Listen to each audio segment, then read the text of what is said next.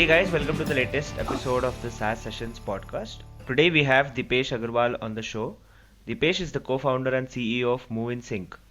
MoveInSync is a company which provides transport management platform which is used to move people of an organization in an efficient manner. So hey Deepesh, great to have you on the show. Thank you, Sunil. It's a pleasure being here. Awesome. So Deepesh, I gave like two-line introduction about you and MoveInSync. So can you tell us more about yourself and the 12-year journey of MoveInSync that we'll talk about in very detail. But before that, can you tell us more about yourself? Oh, sure. I actually started this, yes, it's a little over 11 years being an entrepreneur.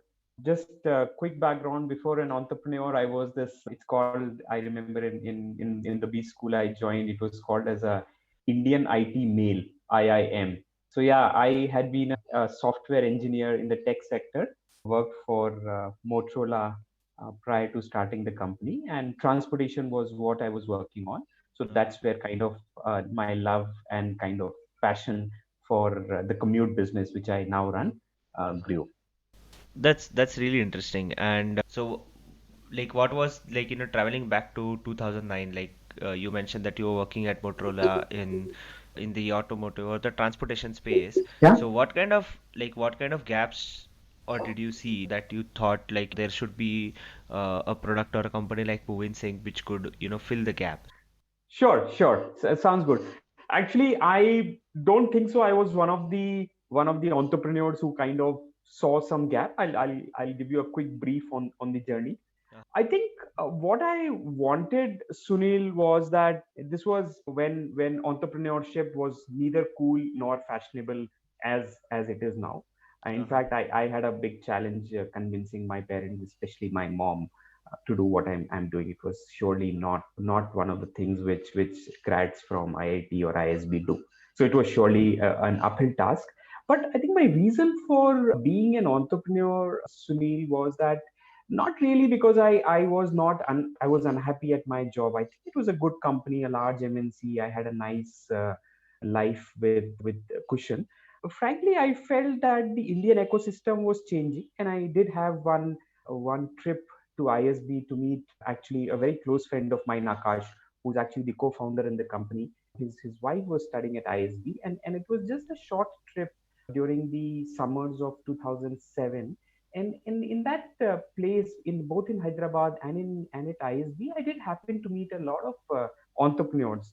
Some of Uh-huh. them establishing their businesses, some of them making it happen.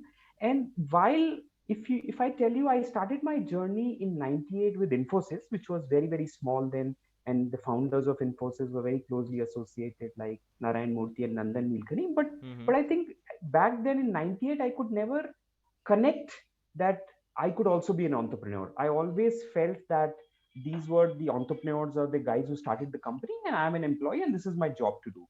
But after 10 years, when I went to ISB, when I met founders who were actually almost like me, one of them also happened to be an extended family. I think that kind of put this seed in my head, or this uncanny notion in my head, that why can only be the likes of Narayan Murthy or Nandan Nilekani or those well established people. Probably Mm-hmm. entrepreneur just needs to be a very simple guy who probably tries something. And I think this was kind of the fundamental thought which triggered this whole concept. And I quit my job for some reason. Because all this happened at ISB, I kind of decided that maybe just being an engineer is not enough. Maybe there was Mm-hmm. some notion which I had. So I did my MBA right after leaving my job at ISB. And in 2009, actually started Move in Sync with Akash. And I think the whole journey tracks back, not that I really knew what problem to solve in the transport domain, but because I had been a Bangalorean and I had seen all these problems of congestion and commute in Bangalore.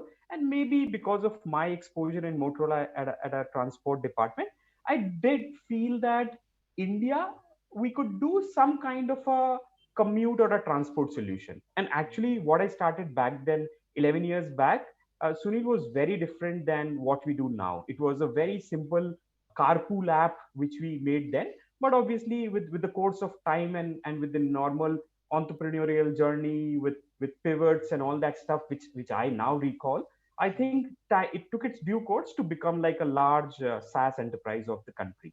So yeah. Nice. And as you mentioned, right, like you didn't have any like idea or you didn't see any gap that you wanted to fill, and like most of the other startup founders do these days.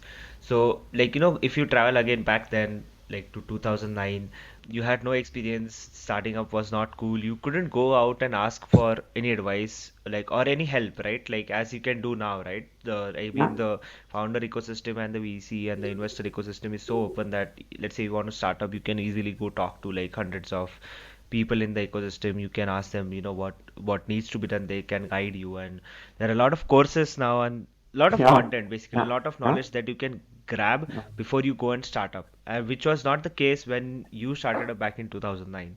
So what were some of the early challenges that you faced, and what was your source of knowledge back then? Right? How did you So figure out what needs to be done, and what's next for the company?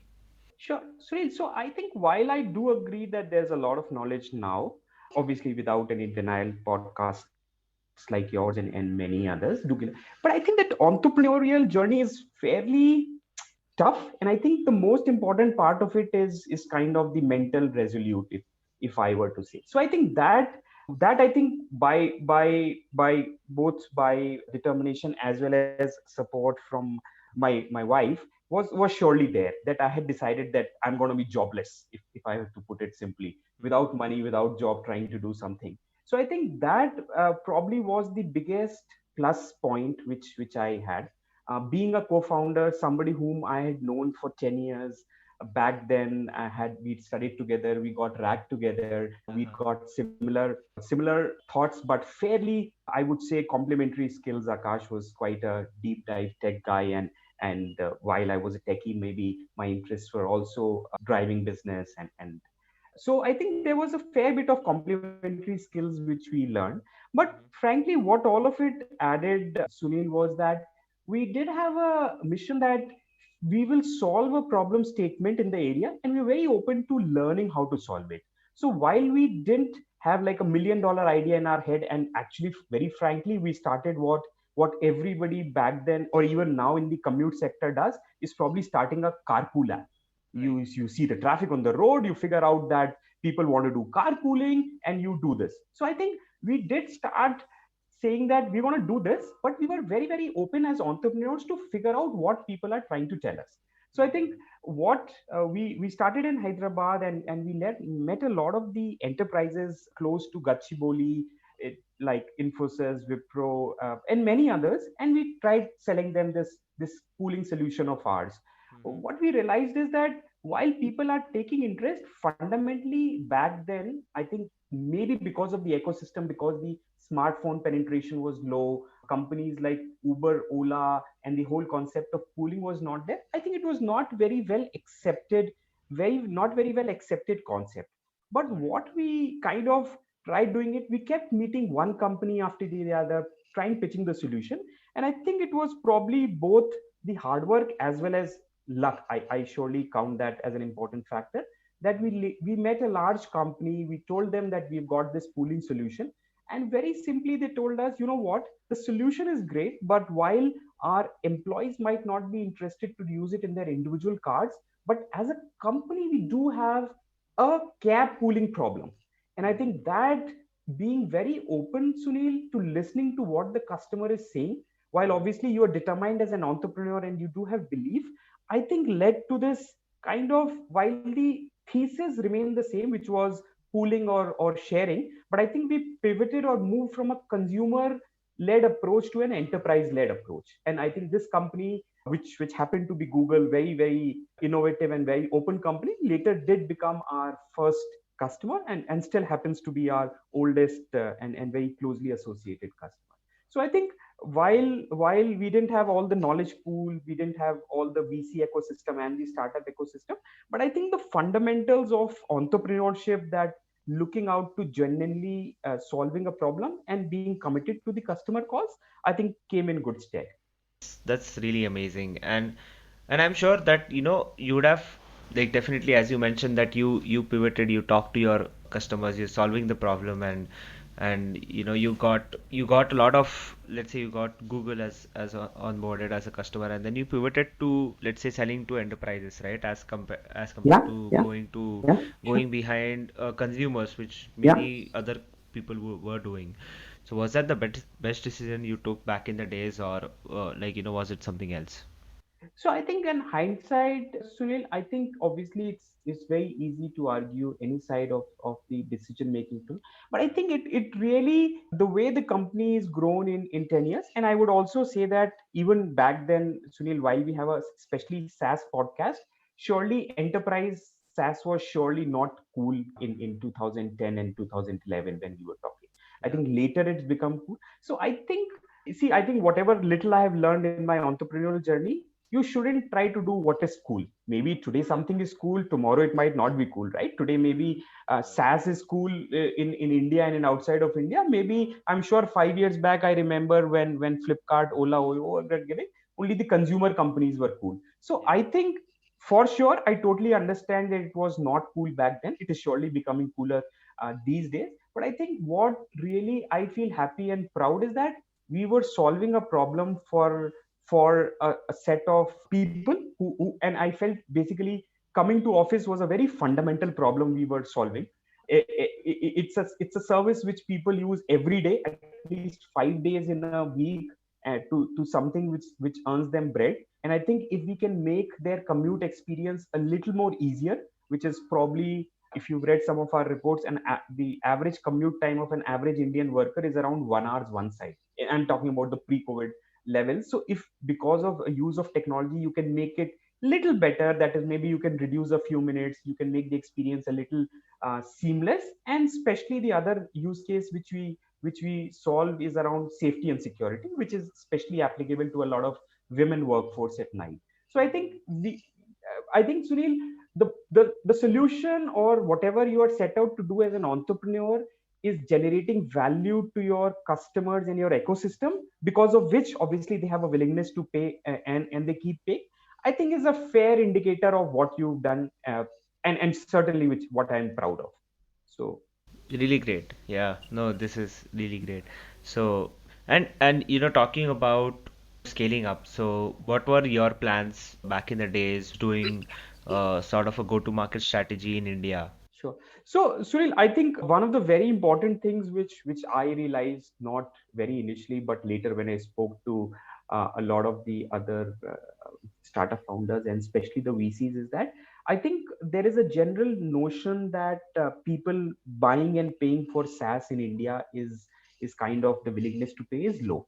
Generally, we as Indians are fairly price sensitive, and can you build large ARR companies in India, I think is not very commonly heard of. So I Mm. think that was surely holding, I think, against us. But frankly, as an entrepreneur, I don't think so that we were building a company based upon somebody else's thesis. I think Uh-huh. the fundamentals were, I think if a large company like Google feels value, the employees are excited, they love the technology, I'm sure we are doing something right. So I think we stuck to that. But yes, in our go-to-market strategy, we did find out the basic concepts that there'll always be the early adopters. So in our case, because we were selling a technology which was a niche technology, especially to commute, for people to commute from home to office in cabs and in buses. So we found out that mostly tech companies, that is especially IT BPO companies, would be the early adopters. So after Google, we went to companies which were very, very, very similar in nature, large tech, US tech companies like Adobe, Microsoft, Yeah. Citrix, etc. So that was, I think, the one thing which we did. Then we moved our market segment and we figured out which are the other large employers of the country. We obviously figured out that BFSI segment, especially the banks which run their large global services center out of India, like HSBC, JP Morgans, and many others, Barclays, American Express, etc. A lot of them have workforce of millions, and they surely value both safety and compliance at a very high level. So I think that was the other segment which we thought. And then obviously, last but most important ones are the large employers of the country, companies like TCS, Infosys, Wipro, HCL, etc. So I Mm. think we kind of divided this go-to-market strategies into various customer personas or customer segments, and we went one after the other.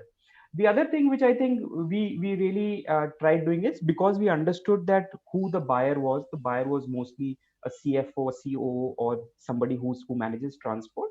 So we kind of looked at places where what they look at is cost more important to them, safety more important to them. And I Got think it. we absolutely had an uphill task, Sunil, to because we were creating a product which was niche and which did not exist. So I think we did have to do the market creation, which I Yeah. think later obviously paid benefits. But initially we had to do kind of papers which knowledge sharing, Uh-huh. presentations. We also kind of publish studies across the traffic volumes across the country, which now Mm-hmm. has become a standard. But I think back then it was kind of new, but eventually I think over time it paid off its benefits. Totally. I mean, it's really great for, and when you're in a position where you have to leave breadcrumbs to for for others to follow, I'm sure like many other companies and many other people now would be referring to those things since you worked in creation of the category. So I think it worked out for you as well in the end, and it would definitely benefit other people and other companies who are serving the same sector. So, uh, and Sorry to shift. interrupt. Sunil, can I just add something else which came to my mind? And I Yeah, think yeah. this was something. I think this is always a, I wouldn't say a myth, but it's a very established practice that uh, one of the things when we were trying to raise capital or even later is that, oh, you're doing a business in India. Do Indian customers actually pay? Oh, are you actually able to collect money? So I think that's. I think I'm trying to simplify it, but kind of people have this little doubt that do Yeah, we as Indians, and frankly, I'm on the other side of the table sometimes as well. So I think yeah. that I would say, Sunil, I think we've been happy to say that we pro. I think a lot of people, let's say, wrong, saying that, see, frankly, yes, I admit as an Indian, I always want to see value for money. कि यार मैं जो खर्च कर रहा हूँ मुझे उसका वैल्यू मिल रहा है नहीं मिल रहा. But Yeah, if there is value, I think even as Indian customers and Indian buyers, there is an absolute willingness to pay. So I totally. think that remains, that people have to say, and kind of a general belief that Indian companies, Indian enterprises will not pay is not correct. Yeah, If you are making a paracetamol, everybody is going to pay. But if you just making some time pass tablet, eventually they will not pay. So I yeah, think it's not that Indians don't pay. What you are making, is it worth it or worth paying for it? yeah. I think was a very fundamental question which we were able to answer. Totally. And yeah, totally. And now I think the like the ecosystem has completely changed. I mean, as compared to like back in 2009, 10, 11, or just like even 5 or 6 years back. I think now people are comfortable paying for like a lot of SaaS businesses, right? And like if you start a company, you have to have like a CRM, you have to have like an HCM, you have to like pay for a lot of different sales tools which will help you. You have to pay for marketing tools. So I'm sure like I think companies and people have become much more comfortable and much Yeah. more confident in terms of if you pour in money, you will definitely get the ROI and you'll definitely get the value of what you're paying for later. So yeah, that's definitely true. Now shifting gears to like MoveInSync today, and I'm sure this year would have been very difficult or very different for you since offices were closed and MoveInSync offers a product for transportation and which was shut down for the last few months. So how did you like how did COVID affect MoveInSync and what is it that you guys did to bounce back? Sure. I think I can't tell you that how difficult COVID has been. I Uh-huh. totally admit it. And I think I totally almost underestimated when it started that it's going to impact so badly. So surely I think our core business was commuting people. Now I think a couple of things obviously which helped us is because we've got a lot of them as very large enterprises and blue chip companies. Most of them are fortune companies which are across the globe. So I think first is that I think our customers being very sensitive, and surely large companies and very open to the well-being of their suppliers, I think has been more than kind to us without a doubt. So I think that for sure does help in times of troubles. So I think that I'm greatly indebted to. But having said that, our core business has been fundamentally impacted. And I think right now, maybe as we're talking today, I do see a little bit signs of recovery, given that infection is reducing. But 7 months, surely we had to kind of figure out. So I think what we did, Sunil, is sometimes, as they said, na, that I think this is what entrepreneur or fundamentally entrepreneurial spirit is about. I think you need to figure out what you need to do in tough times. While it is COVID now, I'm sure in future necessarily companies can face something else or the other. So Yeah. we did have to go back to our drawing board. We figured it out. Our fundamental business is very severely impacted, and it will take a while. So I think we saw that what is it that companies kind of would look to do when COVID is over, or once they are coming out of COVID. I Mm-hmm. think that is where actually your first question. This is that problem statement which we faced Yeah. for ourselves when the first unlock happened. And I have never been like a home work from home worker. So 3rd of June, when the first unlock 1.0 happened, I showed up at the office and along with my co-founder. And I think we had to go around these concept of measuring temperatures, recording who's coming to the office, trying to make sure if anybody is infected, we know who all came to the office that day. We do had certain facilities in the office like cafeteria. Our staff wanted to know how many people should be coming to the office. So we figured it out that this whole kind of seamless sharing of information. And back then even there was this concept of containment zone. People are coming from containment zone. Government had put restrictions that if you have somebody older than 65 years or less than 5 years, you should not come to the office.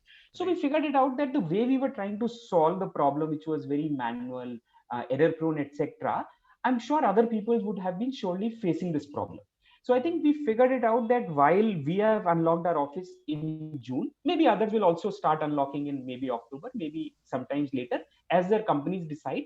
And once they unlock, we figured it out that maybe they will not do what companies did before COVID, which is like everybody come to the office. We Yeah. figured it out that as not only as Indians but across the world, people have kind of got warmed up to this concept of work from home. Surely there is an Mm-hmm. advantage that your commute time is reduced, you have more flexibility. So I think we figured it out that naturally people are going to look at a kind of a hybrid solution where some people will work from home, some will come to the office, and they will rotate.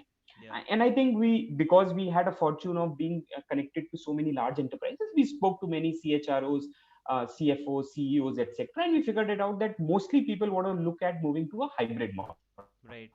So I Mm-hmm. think that kind of led to the problem statement, given that our expertise in making high quality enterprise and complex solution like transport with Mm-hmm. optimization built in. We figured it out. That is what our forte was.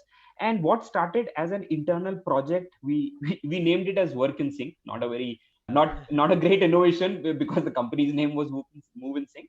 We Uh-huh. figured it out that this whole concept of a hybrid workspace, which where people can come in a few days, people can work from home in a few days, and when they come to the office, they can basically block their desk, block their parking, such that their experience is entirely seamless. I think we really doubled down on this problem statement. Mm-hmm. As an entrepreneur, we figured it out that this is a problem statement which is very very closely related to the office entry. And while we were only taking care of the employee from home to the entry of the office, now can we extend this work in sync offering from the entry of the office to also inside the office, that is making sure that the desk is booked, the cafeteria is booked. So I think we kind of really invested on this, building a new solution. And as we see that as companies are unlocking, and especially banks, we do see a good amount of uptick from this new solution as both additional source of revenue and as well as growth. So I think as they kind of Yeah. say, never let a good crisis go waste. So I think Yeah. that's surely something which we are exercising. But yeah, I think it had been a kind of, we really had to go back 10 years back and put back our entrepreneurial hat and look at things from the first principles. Got it. So, like talking about Work in Sync as a new product, right? So, was it always in your plans, like to build a product something like this, or was it just COVID that kind of gave you the idea that why we should just stop at putting employees onto the company's gate and not go, even we can also go beyond the gate, into their offices and help make their life easier, right? No, I think Sunil, I would be fooling if I knew that COVID is going to happen or something. I think so. Surely, I think it surely came as a surprise to us. Our I think our business fundamentally forced us to Mm-hmm. think from grounds up, and we looked at That's where right. our expertise lies, and I think we obviously figured it out. What is our area? What are our strengths? And obviously, what is something which is a big problem statement which would remain. So I think we surely looked at both our strengths and the need of the market, and kind of looked at it during the COVID. Got it, got it. So what do you think is, upcoming for work in sync? Because I see most of the companies, like I see a lot of companies worldwide that are going completely remote, whereas that might not be the case in India. Indian companies would mostly go like, as a hybrid model, as you mentioned, right? Until this whole thing goes down. So what are your plans with, taking like work in sync, doing the GTM of work in sync in India? And do you plan to like, taking this solution out of India as well at some point? No, sure. I think Sunil. So you are right. I think the jury is still out on how the new normal of work is going to be. But I think I would kind of place my bets that across the world, not everybody will work 5 days from the office. I think people surely have realized and have built confidence that a part of the workforce working from home is beneficial. While, as you said, that as not just the founder of Work Insync, but as a CEO, once in a while I would want my employees to come to the office so that I can talk to them. And especially for building the company culture, I think it is important for employees to kind of socialize and be in the office, have water cooler conversation. So I think by default there will be a concept of employees coming and leaving, let's say as a hotel, right? So you will kind Mm-hmm. of reserve and you will come. On an average, I think companies will have uh, 25 to, let's say, a 40% work from home is what my guess is. So surely I think the concept of hybrid workspaces is there to stay. By default, as companies are opening up, and we do have a huge list of companies who are surely looking at return to office, and many of them are already live, and especially banks, as I mentioned to you, because banks Uh-huh. are the first ones which are going live. So we've seen a very positive traction in the last few weeks and a few months since we launched.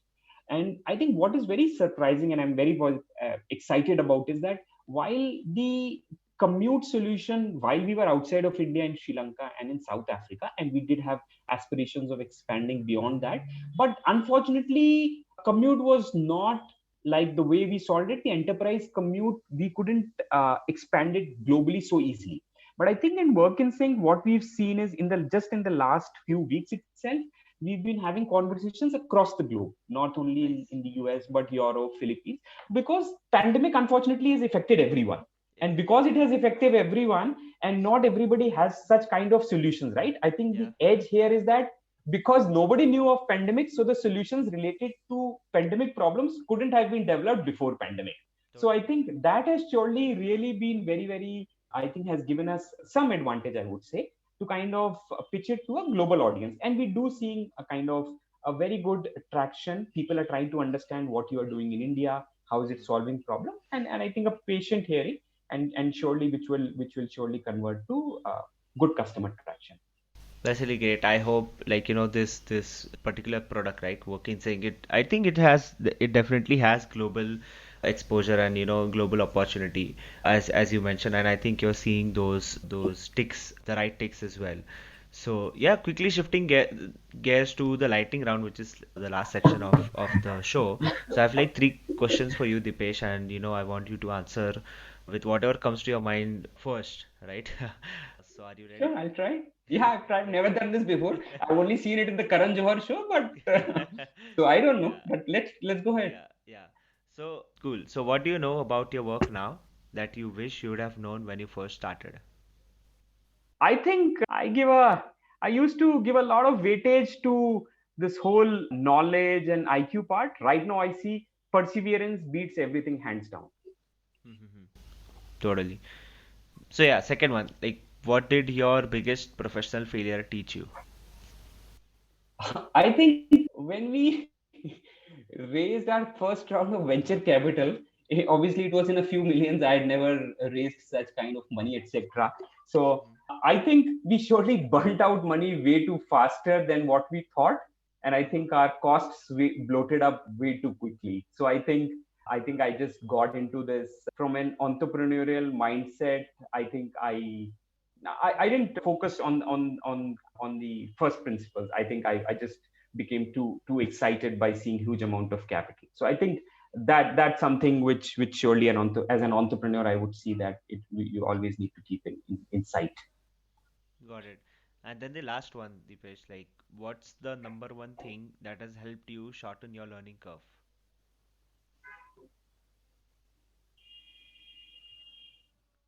Open to feedback. Nice. That's great. So yeah, thanks a lot, Dipesh, for coming and sharing all these insights with us on the show. It's definitely great to know your journey and Moving Sync's journey and the recent pivot. It's not a I wouldn't call it a pivot. Let's say it's like an upgrade, right, to Moving Yeah, Sync, where you're sure. just not leaving your employees at the gate, but you are helping them move further from the gate into their work life as well, making their work life easier and much better. Yeah. So, yeah, thanks a lot and for taking time and sharing these insights and your story with us. No, pleasure being on the talk show, Sunil. I really appreciate it. It was I absolutely enjoyed it and loved it. Thank you so much.